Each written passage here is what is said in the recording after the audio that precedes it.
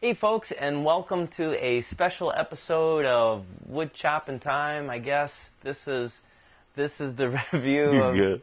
I guess I'm saying that because it's not really a project or a lesson or anything we're doing this time. It's just strictly. Last week I was at the Woodcraft vendor trade show, and if you're a regular viewer of the show, I've been mentioning prior to it that I was going. Then on Monday, I mentioned that I would tell you about the stuff that I saw there, and so that's what this episode is about. So let me get right into it. First of all, I wanted to thank Woodcraft for inviting me, because this is a closed event. It's only open to Woodcraft store owners, employees, and to the actual vendors themselves, where they kind of show off some of the latest and greatest cool stuff that they're going to be selling now in the Woodcraft stores. So right off the bat, when I got there, a company that I really like is FlexCut. Now, you probably haven't heard me mention it on the videos a whole lot, but I do a lot of teaching and demonstrating, and in every demonstration I tell people that they have to get this FlexCut chip carving knife. Now, I don't use it necessarily for chip carving. I use it for so many other reasons, and I demonstrate that in the classes that I do. But for 20 bucks, you can't go wrong for this thing. It's just fantastic. And so when they were there, I made it a point to go up and thank them. And so at any rate, I just thought I'd mention it for you guys. So best 20 bucks you'll ever spend. Okay, moving on. Lee Jigs was there, or Lee Jigs, sorry. Lee Jigs was there, Matt Grizzly, and I did a little video with him on one of his products, and it was their basic mortise and tenon jig. Now, being a hand tool guy, I kind of like to do that on my own, but he had this jig and the system set up that is pretty much goof-proof. I was really impressed, and it definitely will do the job fast once it's set up. So I have to admit, I was learning something myself there, and I thought that was really cool. They also had this small box joint jig that you could do for making nice box joints, and they said it was for beehives. I guess, Dan, there's a lot of people out there that make beehives. Beehives? Yeah, so much so that they made this jig just for these beehives. It comes, I guess, a beehive box or whatever is a certain dimension. Yeah. And so it's made for that dimension, but, I mean, you could use it for small projects. To, like, get honey out of? Is that what you're talking about? I guess. I mean, What if it's the wrong dimension? The bees won't go in it. I don't know, but apparently there's a big enough, demand for it that they, and it's well, I'm putting the clip right here, but it's even titled Beehive Box Joint Jig. So Really? anyhow, he showed that to me, and I thought that was pretty neat as well. Okay, I also talked to the guys over at Arbortech. I talked with Joe, David, and Troy.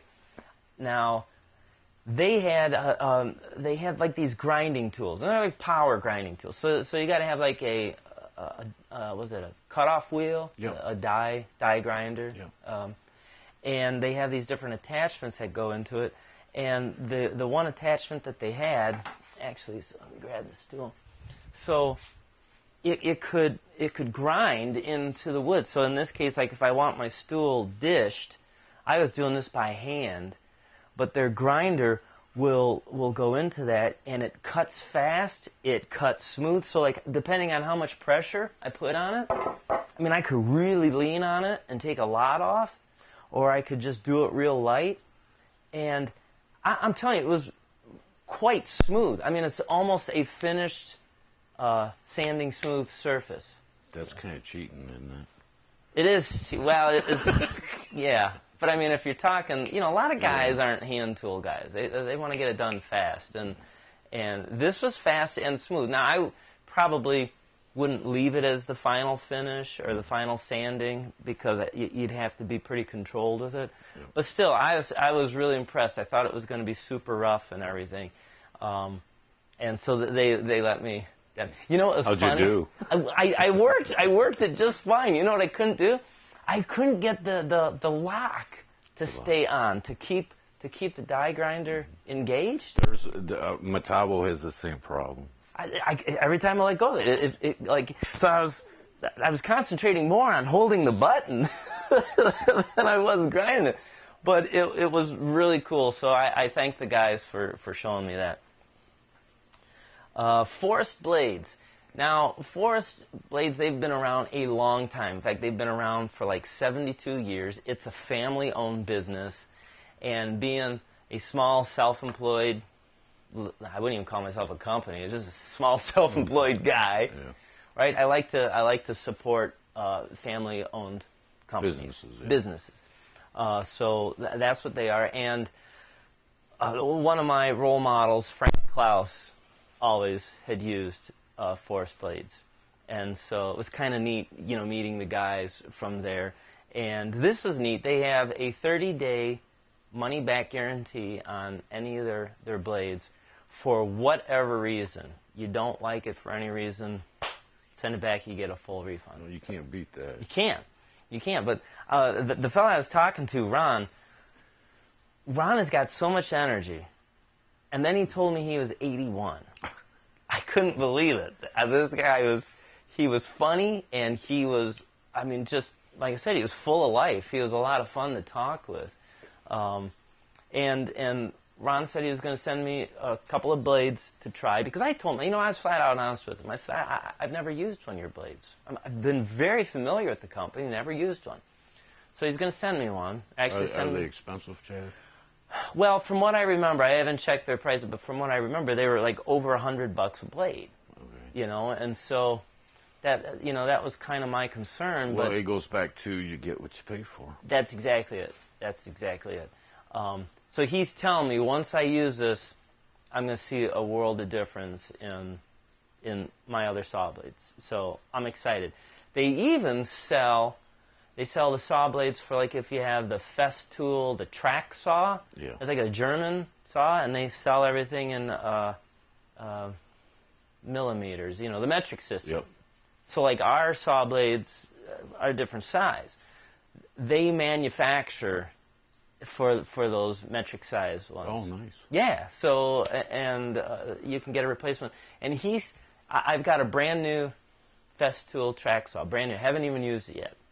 And he said he's sending me a saw blade for that, and he said it's going to be way better than the one that comes with it. The brand new. So that'll be an interesting. I'll let you guys know on that. That'll be an interesting test.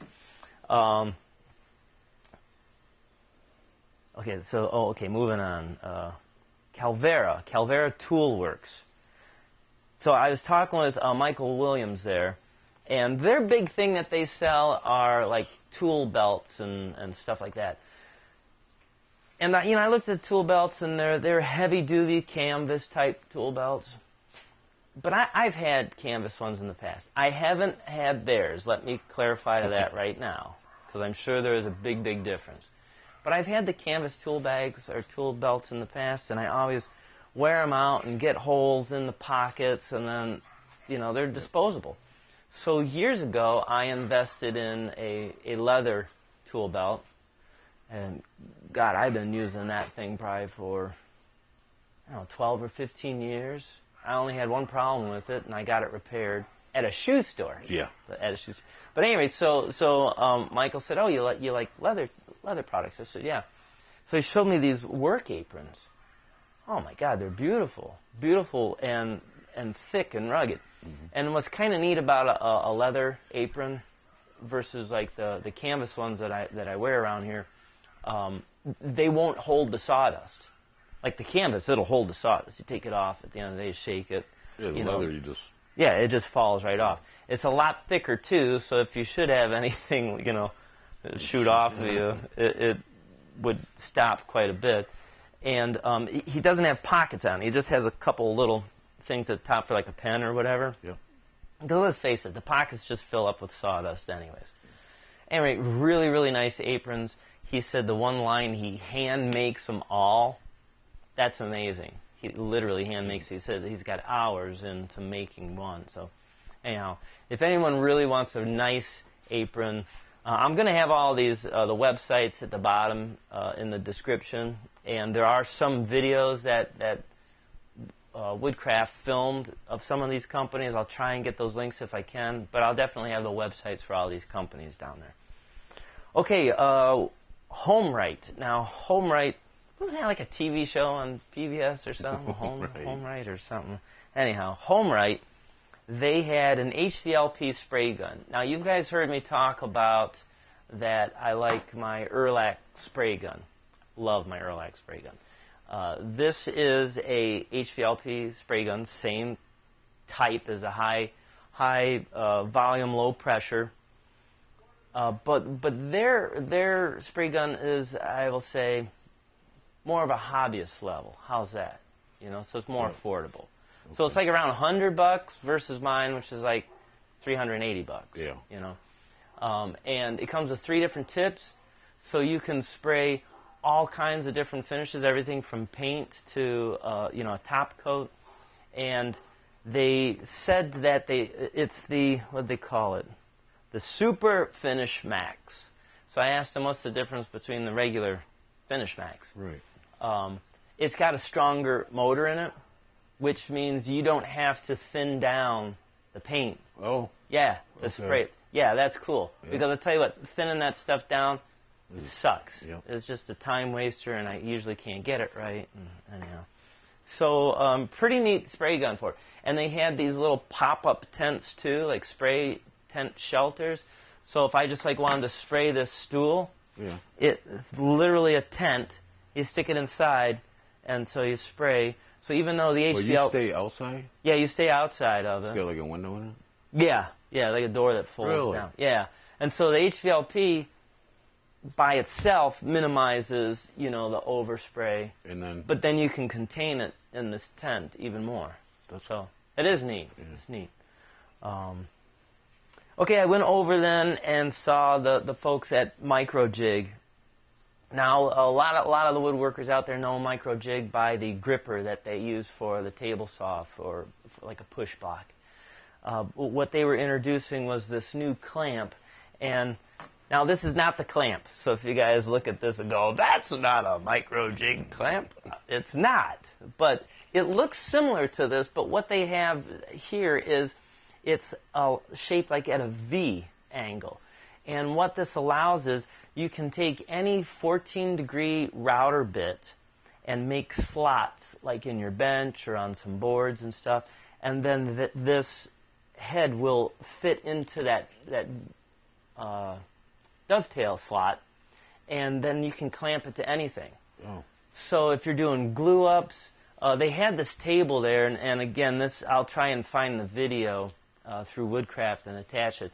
But they had this table there, and they probably had at least a dozen different clamping combinations that you could use for this.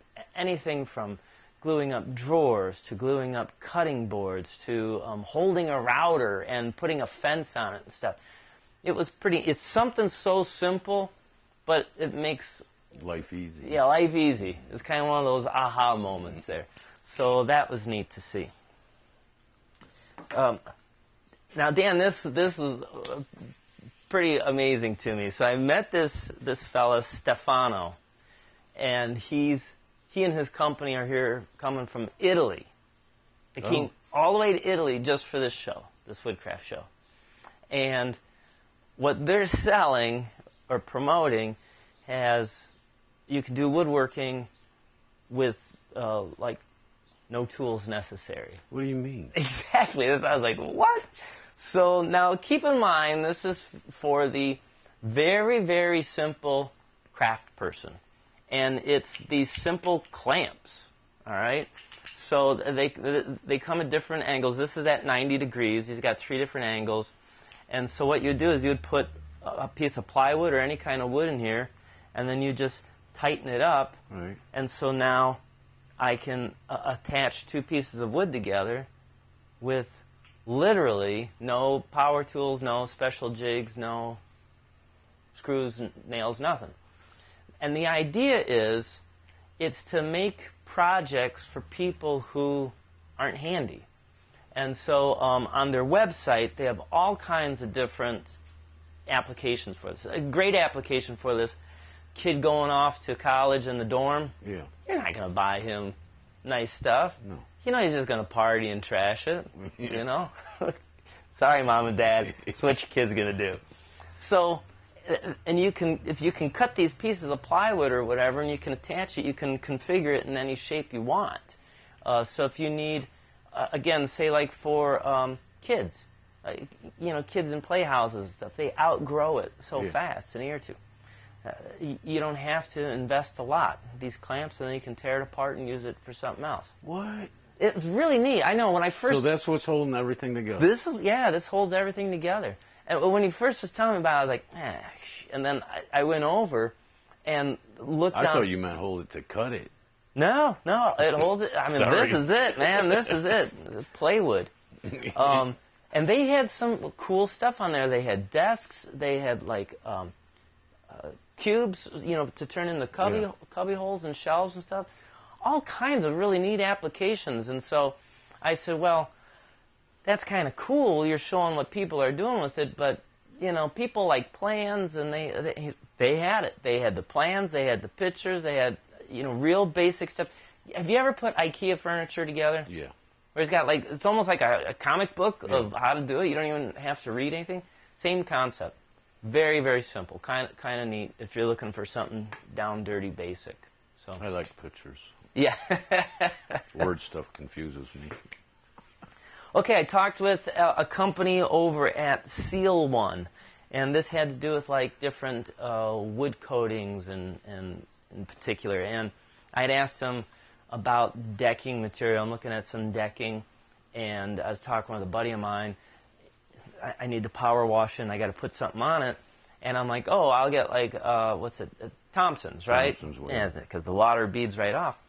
Well, Brian was telling me, my buddy Brian was saying, well, that's great, but you can't reapply it next year. I'm like, what? He says, yeah, some will bead off, and then other areas of the deck, you know, it'll wear off, Right. and it doesn't take evenly. He said you need something that kind of gradually goes down, and I never really thought about that because I'm not really a deck guy, right? So they had a product there that is really good at sealing the wood, and it evenly will gradually wear down, so you can apply coats. Now he said he didn't have to do it every year. I think he said about 3 years to it, but nonetheless, it's a superior product. So anyone out there looking to do some stuff on your deck, I'll have a link for you. Moving on. Oh, so I met this company, Marwood Slabs, and they're over there in Indiana.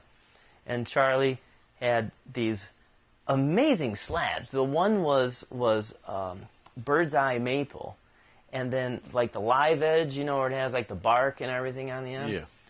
This even like had a little bit of moss on it. It was really cool. Now I don't know how you could preserve that. Yeah. You know, I don't know what kind of top coat you would put on it. Maybe I should go back to Seal One and ask them what to put on it.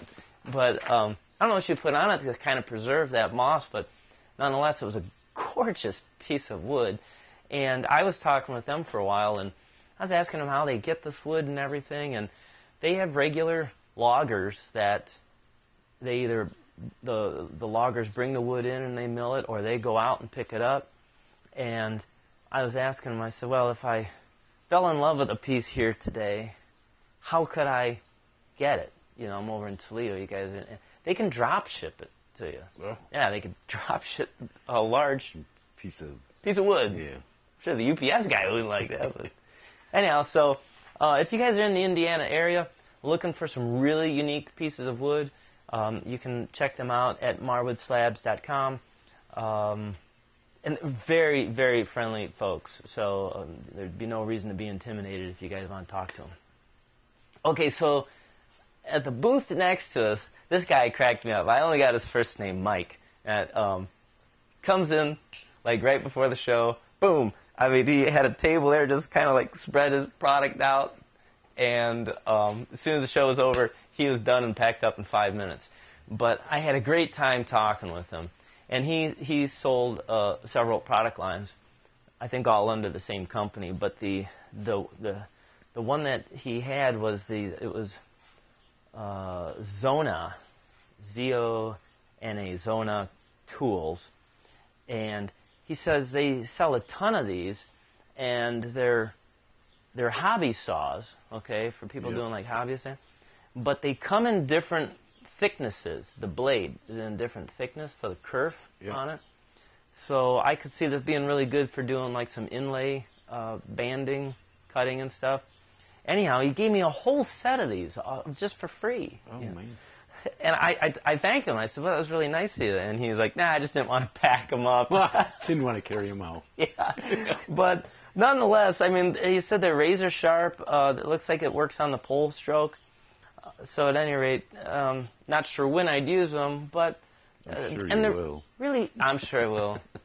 They're really reasonable, though. I looked them up. They're only like $8 a piece. Oh, man. You know, so if you're looking to do some fine, little, intricate cutting, because it's not safe by any means to do it on a miter, so I think I did a little video quick tip on that.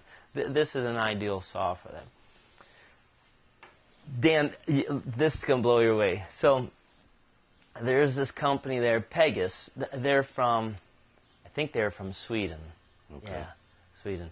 And their main thing is scroll saws. So scroll saws, the little, kind of like a bandsaw, but it just goes up and down. You got a blade about this big, and you know there's a lot of those guys out there that do scroll work.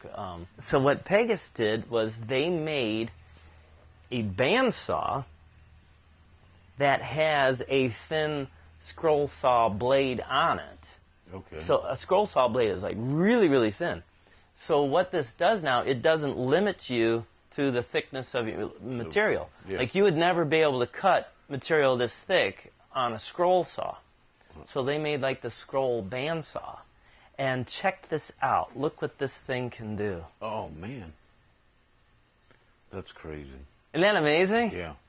I mean, That's wild. really cool stuff. Really cool. You know, I could see me doing this like on a tabletop with 2 different woods. Yeah. You know, Yeah. some walnut and maple, and the curves are so tight in this thing. See, you can't do that with a regular bandsaw because it's too thick. You know, so their scroll bandsaw, they're taking pre-orders now for it. It's going to be available by the end of the year, and it's got a whole unique thing. The bearings on it are unique. The band is on the actual blade is unique.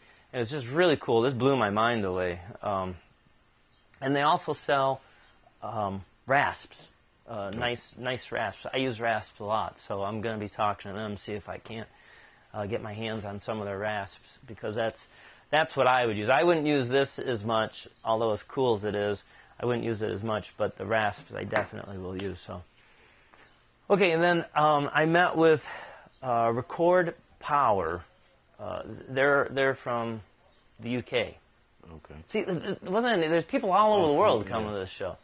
So they're from the UK, and they make everything from the big power tools like table saws, band saws, all that stuff, all the way to the small tools. So on their big power tools, they offer a 5-year warranty on all parts being defect-free. Well, that's good, too. That's pretty nice on a big power tool. And then on their hand tools, you know, they offer everything from like small tools to carving and so on, turning. And it was the 2 guys that work in the booth over there was Mike, and I believe the other guy's name was Craig. Hope I got that right, Craig. If not, you're over in England, you can't get me now. So. But right at the very end, as I'm getting ready to leave, the show's over, right? I'm talking with Mike some more, and here the guy is like, he went to school and he studied, and it was a professional carver. Oh. And so he came out with this book, Carving by Numbers, and he just gave this to me. And because I told him, I said, I like carving, but I've never, and I've got a lot of books, but none of the books I ever felt like really worked me through it. They'd have like projects and stuff you can do, but I never really felt like it was truly building on something. And so the name of this is Wood Carving by Numbers. And so he starts you off, you know, with a couple basic chisels, the basic sets you'll need, the numbers, and each project, and you build and grow and grow. And this guy does some amazing work. And I was like, and he gave me the book. He just gave it to me. Nice. That's what I said. I said, wow, thanks, Mike. I said, I'll definitely, you know, be sure to point it out and put a link and everything to it. He goes, can't buy the book no more. You can't buy the book. Get this. This whole book is on PDF forms, and Woodcraft gives it away for free. Oh, man. Yeah. Yeah. So, now, I called Woodcraft because I got online and I like Googled it and everything, and went to their site, and I can find specific chapters, but I can't find it like in book. Sequential order, you know. So they're gonna try and get that for me, and hopefully by the time this video airs, I can have that link in the bottom. If not, whenever I get this information, I will update it. So, anyway, I thought that was really cool. Anyone interested in doing carving, I think carving is one of those really enjoyable things to do. You don't need a lot of space to do it, and you can produce really amazing things. So that was neat. All right, so that was pretty much everything that I saw. I'd like to give a couple of special thanks to. I met with Tim Schneider and Joe Hurst, the editors of Woodcraft magazine. Now, I met Joe Hurst a long time ago. Actually, he used to be an editor with American Woodworker before I was there as a contributing editor. And we happened to be at an event together in New York. So it's kind of cool to see Joe again. And then I met Tim Schneider for the first time, and both of them were like, Jeb, we really got to get you doing some articles in the magazine. And I was telling Tim, I said, yeah, I was talking with Joe earlier, and I said, I just don't have the time right now. It's a spring, summer, a busy season. I got a lot of furniture in the shop. I got a lot of customers and job sites. I said, I don't have time to build a project, photograph it, write it, and Tim was looking at my old tools. You know, I got old tools there. Right? And he said, what about a one-page article on one of these old tools? And then he walked up and he goes, tell me about this one. You know? And so I told him about it. I told him about the year it was made, the makers, the life of the maker, and everything. He's like, that's a great story. In fact, I had the old hand braces. Yep. And I feel like when I hold those, I have the beginning and the end of the guy's life in your hand. Because the one brace was made in his early years, and the other one was made at the end of his years. So kind of, and he was like, do a story on that. So I might do a little bit of historical little articles here and there for it. So that was encouraging. So I wanted to thank all the Woodcraft owners that came out. I mean, every store owner came up to me, and I apologize. Sometimes I wasn't there because I was out talking with some of these vendors, but they all made it a point to stop by. Some in particular were really interested about having me come down and teach, you know, at their stores. And I have to give a special shout out to our local Woodcraft folks there, John and Carol Nystrom. They're always real pleasant to see, and so it was kind of like seeing a familiar face, you know, amongst all these essentially strangers. But the whole Woodcraft team, company, family, they call themselves family. They were all really, really nice to me. Not a one came up and said, "Oh, you're that stupid dancing guy." Yeah. Not a one. They might have been thinking it. They didn't say it. So no, they're very, very friendly. Stupid dancing guy. Okay. Where are we at on time? How are we doing? You're at 30 minutes. Oh, okay. Well, I'll wrap this up real quick then. A couple of cool things that Woodcraft did was at lunchtime, the whole place closes down. The whole convention. At noon, it closes. They lock the door. they take you to a catered lunch, and we're not talking like, you know, some little cold cuts or anything. These were amazing lunches, just fantastic, really, really nice stuff. They went all out on that. You didn't bring me nothing back. Well, I ate it all. And then the one night, this was even, when I thought the catered lunches were cool, the one night they had a party, a dinner party. They shut down the Rock and Roll Hall of Fame, closed to the public only for us. Nice. And we had full reign through the whole thing. Because I thought they were just going to shove us all in one little... Through the whole thing, you go anywhere in the museum. Anywhere. It was really cool. And there was food and drinks everywhere. I think there was more drinks and food than there was rock and roll memorabilia. But it was a really fun time. That was great. They went all out. We're going to have a hard time topping that next year. Some other special thanks I got, Scott Phillips. He's always there. Scott, it was great seeing him. Carl Jacobson. Carl's a turner, an excellent turner. I've talked with him, but this is the first time I actually got to meet him. Super nice guy. Him and his wife. And Carl's pretty popular. He's got a big following and stuff. And I was like, little me, hey girl, going up to him, and he was really nice. He didn't make me feel uncomfortable at all. And get this, Carl says to me, we should do a collaboration together. Well, that'd be cool. Yeah, he's asking me. I mean, I told him, I said, I was going to try and somehow bring that up to you. But, so him and I are going to be talking, trying to come up with something to do, so that'd be a lot of fun. Rob Cosman. Rob has been around like forever doing the woodworking circuit. I'm sure everyone watching this knows who he is. He's got instructional videos out there. He's got his own tool line out there. He's books, magazines. He's done it all. Well, Rob has this. Shoot, I forgot to write it down. I'm probably going to quote it wrong. At least the photo will get it right. It's like the Purple Heart program or something. So what he does is he takes these he said wounded vets, and not necessarily wounded physically as that post-traumatic stress syndrome. Yeah. And he says these guys will be so messed up from it that they can't function. Some are drug addicts. Some have ruined family relationships because of it, and he brings them in and for a week solid, and not like a couple hours. You stay there, and for a week solid, 10 to 11 hours a day, he teaches them woodworking. They leave with tools. Oh, nice. Yeah, and the skills, and so he gets donations and it's funded, and he's even had to reach in his own pocket a couple times because he said, I am not going to let these guys down. And I don't want to turn this into a political thing, right. Like our government's dropping the ball on our boys, and I don't want to say, it's because of so-and-so's president.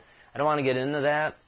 All I'm saying is Rob is addressing a problem that is being overlooked, and woodworking is being so therapeutic. And it's funny, I've been getting emails from some of these guys themselves, that are saying how therapeutic woodworking is, but Rob is really, really doing a good thing. So I'm putting his link up here. If you want to make a donation, I'm going to make a donation to it because he asked me to come out and actually spend a week and help him. Well, that'd be cool. It would be great. I'm not sure if I can make it because it's in October. October is a really, really busy month for me as far as work and events and family and so on.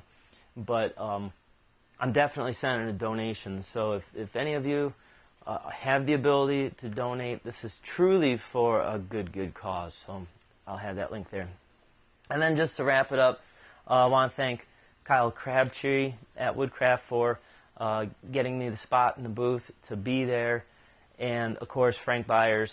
Frank is, let me tell you, Frank is not only a good friend, a good guy, he's a hard worker. Frank was filming so many people and getting interviews with people at that show, and everybody knew Frank. I mean, he's I think more popular than Elvis at that event because everybody knew Frank. So, and they only know Frank because of his hard work. So that was it. So that was it. That was my experience at the Woodcraft Vendor Trade Show. Hopefully I'll be going next year. As you know, Woodcraft is one of the sponsors to our show. And I'll put as many links as possible in there. If you guys have questions on something, if I can't get the answer to it, I will definitely see if I can't get someone at Woodcraft to answer it for you. So anyhow, I think that pretty much wraps it up. Dan, anything forgetting? No, but can I say something to the people at Woodcraft? Absolutely.